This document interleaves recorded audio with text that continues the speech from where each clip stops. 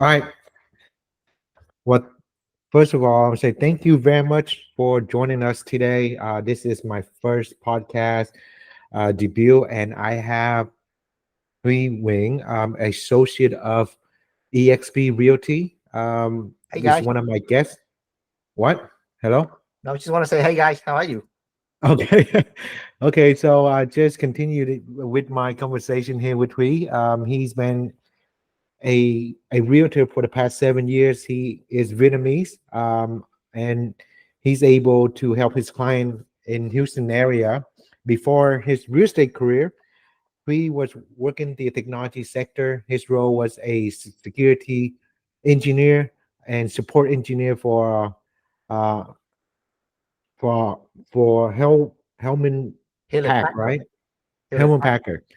Okay, so he also a specialized in tiny home, which is very interesting to me, and he demonstrates his passion to help his client to create wealth to real estate investment. With his proven track record, he actually flipping homes over 70 profitable property flip in his career from short term and long-term rental property. So today I am excited to have Huy to be one of my guests, and I'm gonna ask him to share his story with us and have a few questions. I'm gonna ask him, and he can share with us a few information about it. Well, he, thank you very much to join us today. My Absolutely. first, Thank you, Sonny. my first question to you is: can you share with us your journey into the real estate industry from your previous role to become a successful realtor? Well, that's a long story, Sonny. Did I pronounce your name right, Sonny? Yep, that's correct. Yeah. So, Sonny, first and foremost, thank you for allowing me to be here, and I'm honored to be the first guest on your podcast. Right. Well, thank you. So to answer your question, it's actually go all the way back to when I was, 18 years old, I would say, and I just started, just like anybody else, right? I just happened to stumble on that book on the bookstore. It's called Rich Dad Poor Dad. Right? Read Hmm. it. It actually doesn't resonate anything, to me, to be honest with you, right? You read it and then you kind of put it on the side and then you continue with your school and, have a job and stuff like that. It didn't Right. really hit me suddenly until you get your first check, right? So my first job is actually working for the school that I study at, University of Houston, right? I just happened to Mhm. study there, and then I just happened to get a job there. My first job, my first official job is, computer support. So I go, help the staff, with their computer issue. I was so excited, Sonny. I thought they're gonna pay me $4,000 per month. Uh-huh. That is a really, really big money for a 20 years old kid, right? That didn't even have a college degree, right? I was earning $4,000 a month. Oh, But when wow. I get my check, all of a sudden it hit me. Somebody that I don't even know, we call him Uncle Sam. Somebody Uh-huh. legally deep into my pocket, Sonny, and they took half of it out legally, right? Right. There's a bunch of taxes that I don't understand. There's this insurance thing. There's social security, Medicaid. I'm not saying Mhm. anything bad about it, but for 20 years old coming from another country to go Right. here and hearing, your employer is gonna pay you $4,000, and all of a sudden somebody else can legally take $2,000 out of your pocket before you get to see your money. For me, Mm-hmm. that was mind blowing, right? I just don't Mm. get it.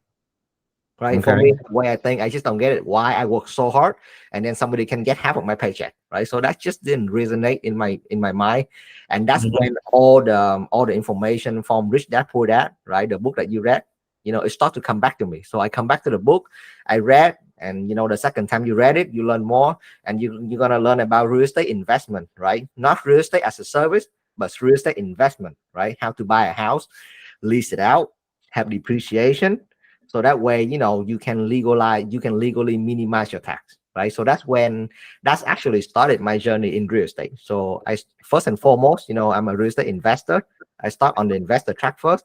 I keep Mhm. working the job, save it up, buy a rental house, work my ass off again, buy another rental house, and then just Right. keep doing that, right?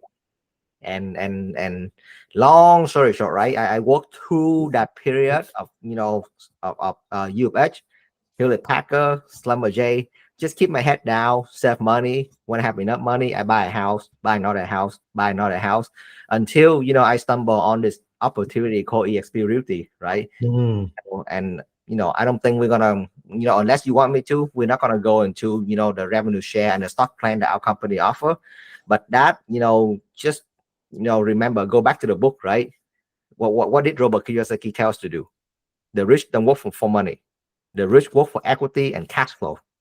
This is mm, the only company that I found that have these two components in it. The equity part of it and the cash flow part of it, which is revenue share, right? So from that moment, I go back to my boss at Slumber J. I told him that, hey, I found this thing called EXP Realty. Not only they have commission, they have equity and they have revenue share, right? I love you, but here's my 3 week notice, right? So that's right. when I start on the journey of becoming a real estate agent, if you will, on top of being an investor, right? So Mm, that's why I learned to start to service people other than myself.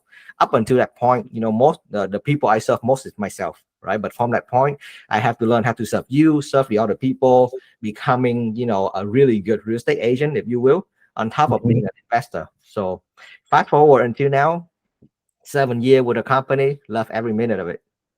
Okay, so you've been with EXP for 7 years now? 7 years. Oh wow. Because do you think because of your background, technology background, that kind of influenced you to become part of the EXP family realty as a platform for you to grow your business? You could say so. Technology wise, I would say because so let me back it up. I study computer science, right? So I'm Right. a very introvert guy, right? If you give me an option, I rather stay in front of a computer or maybe play video games or do something that not very human interactive, right? Right.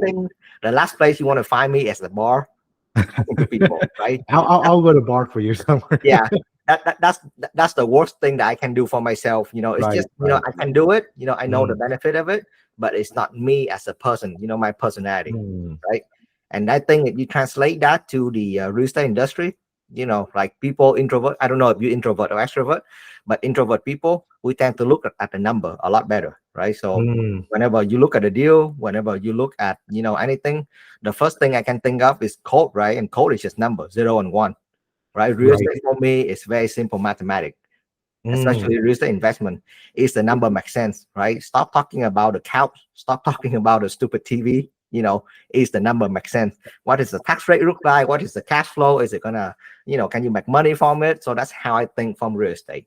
So I think that is what I bring to the real estate table, right? For me, real estate is mathematics. It needs to make sense on paper.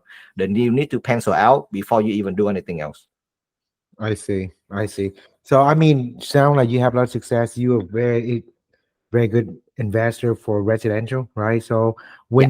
when you started out, I want to I want you to share with the listener, um, let's say if someone new to real estate market, whether they're investor or home buyers, w- and what kind of tip or strategy that you can share with them so they can actually succeed in their real estate journey. Okay. Are you asking me from a perspective of a real estate agent or from a perspective of a real estate investor? Why don't you give me both answer? Well, I mean, well, let's say from let's say from back to my answer from a perspective of a real estate investor, you need to look at the number first, right? And I Mhm. hear so many story over and over. People buy the house because they like it, because it look beautiful, because they think that it might appreciate in the future. That is the absolute wrong way to think about real estate investment, right? You need to look at the number. What is your mortgage? What is the insurance? You need to make sure, do they have flood insurance, right? What is the interest rate right now? So if you total that up, what is going to be your expense of owning, the house? And then you're going to go talk to your real estate agent, right? Hey, Mr. Mhm. Real Estate Agent, can you run me some calm in this neighborhood? Is the rent is going to be enough for me to cover my mortgage, right? Oh, and I forgot about HOA, I forgot about this and that. So if you total up all my expense, is the rent is going to cover, right? You never buy a negative cash flow, Right. which I see, because there's a lot of people, unfortunately, in our community, they buy because of the hype. They Yep. just get in the property just because their friend is buying it, just because the house look nice. And then I actually got off the phone with a seller, right? I told the seller, I'm sorry, your real estate agent, they didn't show you the number. You overpay for this property. There's no way for me to help you sell the house, without you taking a loss on the property, right? Because you buy it Right. in the beginning. So that's Mm, no way the listing agent like me, I'm just gonna be honest with him. It's very difficult for me to make you even on the house because you buy it wrong in the first time, right, Mr. Seller? I'm just being super honest with you, right? right. So why, as a real estate investor, look at the number, make sure it's cash flow positive before you buy it, right? Remember, Robert Kiyosaki say, a house, um, a house is a liability, right? It's not an asset. So Mm, it's your job to turn it into an asset, and the only way to turn it into an asset is to have positive cash flow income, unless it's the house you live in. So translate that. I'm sorry, I talk too much, but no, translate it's okay. You sharing. I translate that to the real estate agent. I would say, the first and foremost characteristic that a successful agent should have is integrity, right? That's Mm, that is actually what I see is, a little less and less in now, when I kind of go around and see, right? You're good at marketing, you can sell the house, but what about, would you buy this house for yourself, Sonny? Right? mm, Right? okay. Given what what you know, are you gonna keep telling the buyer to buy it? Although that there's a huge chance that maybe 2 3 years ago, this is a fucked up deal, right? Right. A huge Right. chance they're gonna lose money.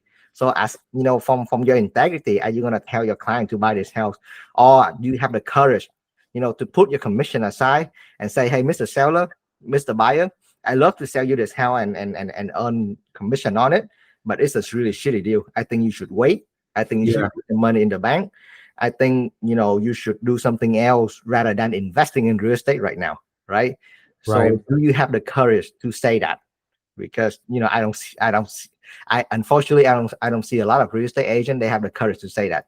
They just, But the first thing they can think of is like, hey, I need my commission, so I'm gonna do whatever the fuck I need to do to earn that commission, right? And that is right. kind of step into the integrity of the buyer and the seller.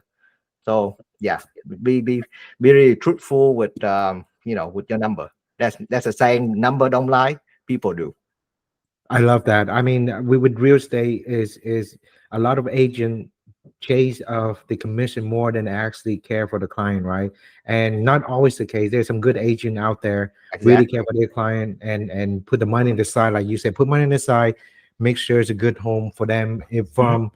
from home buyer standpoint, they have a good home to stay at. For Yep. investor standpoint, it's a little bit different mindset, right? Yep. Um, like go back to your example, the one that you said that a seller contact you that the house was would overpriced before, correct? Like did they pay too much in the past? Let's say if you was because I would want to see we got to separate from a research standpoint, from the investor standpoint, Mhm. and how does that work for you when you have that kind of deal and you can help the seller to sell it as a realtor Mhm. or as an investor? Do you give them the option if I can buy the house from you, or you can try to list it for them? Yeah, absolutely. And especially Sunny, thanks for mentioning this. Especially if you're within our company, right? We have this thing called express offer, Mm, right? So we it's all do. about asking question, right? You have to ask the seller. Sometimes money is not the real motivation. Maybe they have some sort of pain. They just need to get out of the house as fast as they can, right? Maybe it's a divorce. Maybe it's some type of personal situation. Maybe they have an accepted job over the sea. They need to sell the house within 1 week, right? There's no way that you can list the house. Well, there's way, but it's gonna be very difficult for you to list the house on HAR, the MLS, and then sell within 1 week, right? If that's the case, might be a cash offer, might be lower than the market price from an investor. It's going to work best for the buyer, for the seller. So it's all about presenting all the option to the seller, Mhm. and then you're going to put your advice in, like, hey, Mr. Seller, I have 4 cash offers. I have this 5 cash offer for you. 4 is from the institutional hedge fund. 1 is actually from my house buying company, and option number 6 is for you to list the house, right? So I we love have that. 6 options. Which Right. one work best for your scenario?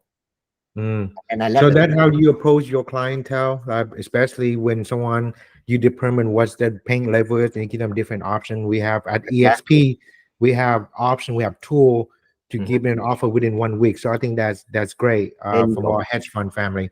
Yeah, I there you think that's go. amazing.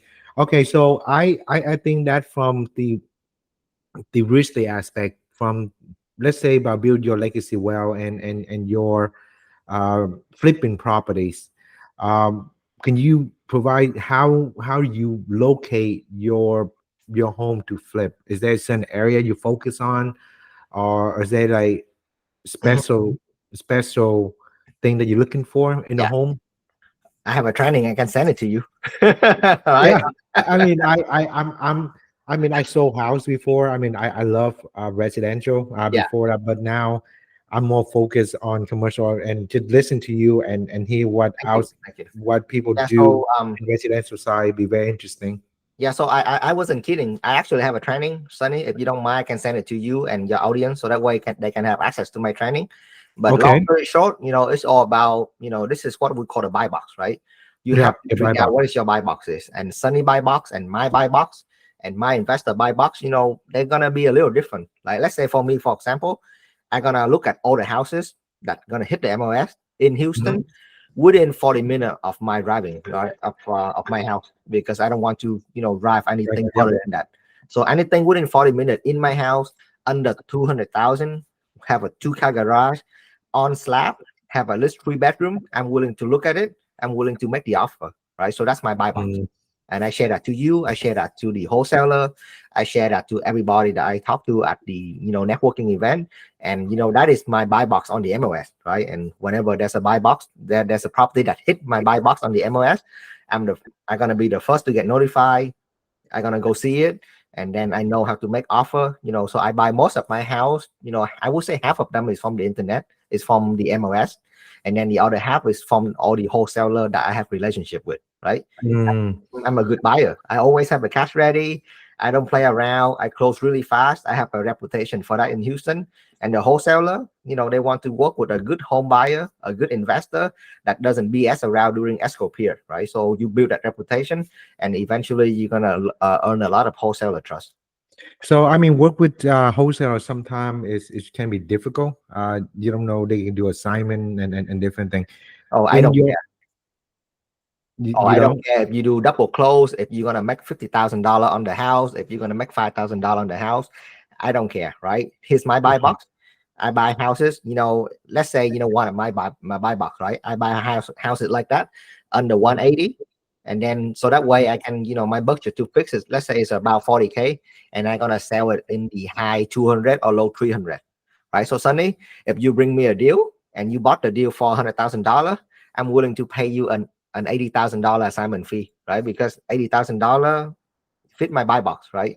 Right. So for that, it doesn't really matter. And I know the wholesaler, they need to eat as well.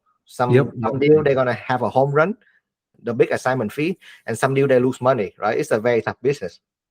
Yeah. So how do you find your wholesaler? Did you follow the market trend and then Networking, talk to people, yeah, the old school. network? Yep.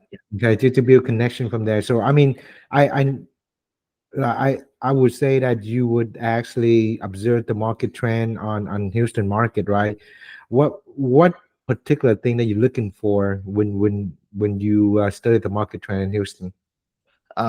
If you ask me from a flipping perspective, I look at Hmm. the day on market, so it doesn't really matter, where the house at, but all the realtor like us, we have access to the MOS, right? So we Right. know how long the house stay on the market. So when I look at the neighborhood and I see, all the day on market is single digit, right? That know that house is moving fast, that neighborhood is moving fast. Oh, am I freezing? I think a little bit. Okay. I guess so. It's just good. Yeah, my picture looks funny. I just told. I think it's frozen a little bit. It's okay. We're gonna have them auto and it's froze, but I think we will be fine on this. Let's Yeah, say that. but just to wrap it up, your question. Yes, I look at the day on market. If it's Mhm. if I can move that house within 30 days, and then that fit our buy box. But if I keep seeing that like, hey, 6 months ago it was like 30 days on the market, and then 60 days on the market, and then 90 days on the market, right? So I know that that neighborhood is getting slower and slower and slower. So as an investor, I stay out of it because I know it's gonna take me forever to exit. Right, right. That's a good point. That's very good point to do. I think I just lost you here on Let it. me turn on my camera again. Not sure Okay. what happened. Yep, but yeah, I'm still here. Yeah, not sure what's wrong with the camera, but the voice still works. So this very interesting topic. I want to ask you about this. Besides this, you've been branching out to tiny homes, right? Because there's been a merge of tiny home coming out in the market lately.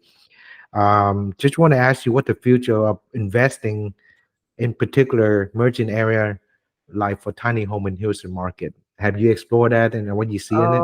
I think for Texas, it's just because Texas, we still have a lot of land, believe it or not. Texas is so They big, do.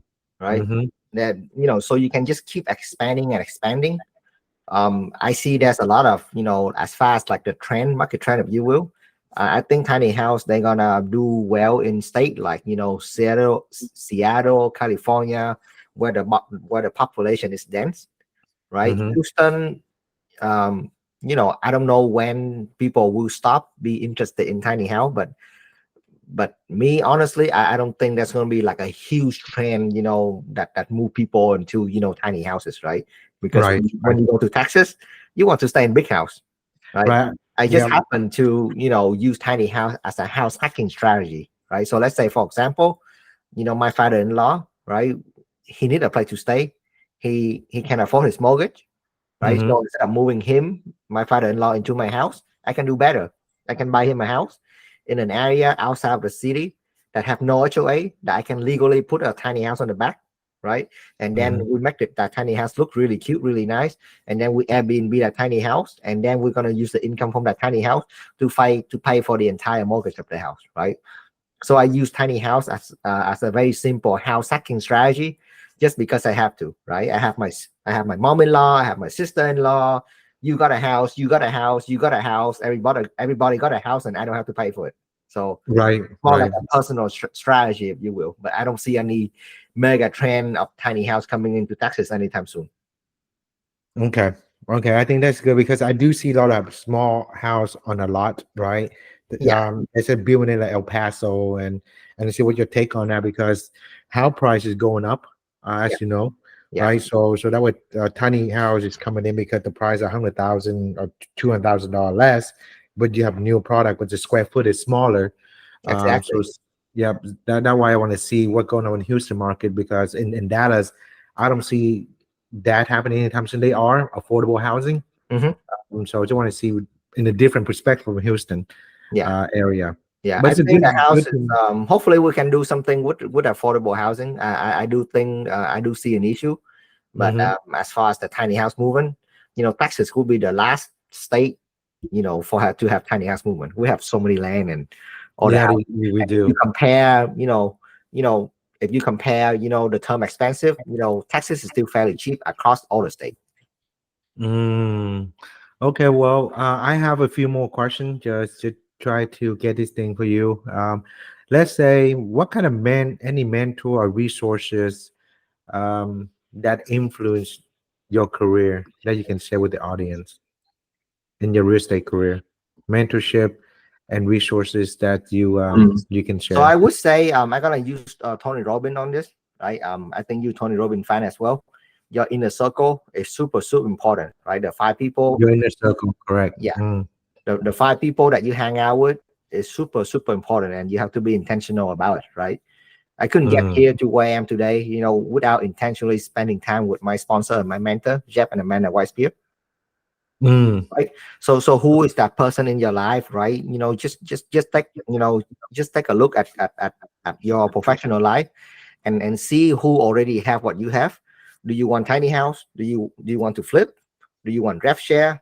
Do you want to build like a mega icon team? Who in your life already have those things, right? Is there a way for you to add value to them?